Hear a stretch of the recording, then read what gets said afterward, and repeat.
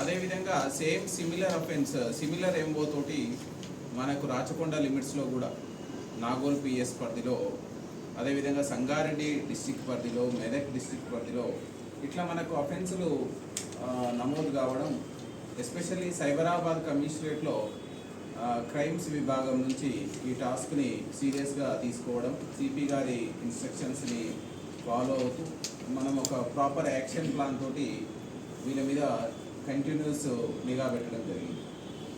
So వీళ్ళు మనం ఏంటంటే మనకున్న టెక్నికల్ డేటాని అనాలిసిస్ చేసుకుంటూ మనకున్నటువంటి సీన్ ఆఫ్ క్రైమ్స్ని ఏదైతే విజిట్ చేసి అక్కడ ఉన్నటువంటి ఆధారాలని మైన్యూట్గా విశ్లేషించుకుంటూ మనం ఈ ఇద్దరు ఇన్స్పెక్టర్ల ఆధ్వర్యంలో మరియు లోకల్ పోలీసు మన డిఐస్ మియాపూర్ డిఐ కానీ, అదేవిధంగా RC Puram DI, Medchal DI, Alwal DI, Pet Basheerabad DI, వీళ్ళందరి కోఆర్డినేషన్ తోటి మనము కంటిన్యూస్గా ఇలాంటి క్రైమ్ జరిగే అవకాశం ఉన్నటువంటి ఏరియాలో మనం రెక్కీలు వేయడం. సో కౌంటర్గా అఫెండర్స్కి కౌంటర్గా మనం చేస్తున్న క్రమంలో ఎస్టర్డే ఈవినింగ్ అవర్స్లో మనకు మియాపూర్ లిమిట్స్లో మనకు ఒక 3 మెంబర్స్ అనుమానాస్పదంగా మనకు వచ్చినటువంటి టెక్నికల్ డేటాకి దగ్గరగా ఉన్న అఫెండర్స్ని మనం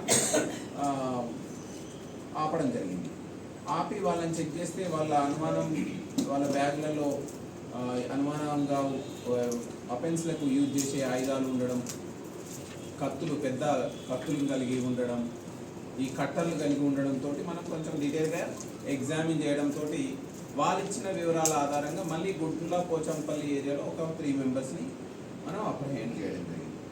వీళ్ళని ఎగ్జామిన్ చేస్తే మనకు వీళ్ళు చాలా నోటోరియస్. ఇప్పుడు డీసీపీ గారు చెప్పినట్టు మధ్యప్రదేశ్ రాష్ట్రానికి దార్ డిస్టిక్ సంబంధించినటువంటి ఏరియాకి సంబంధించినటువంటి నోటోరియస్ అఫెండర్.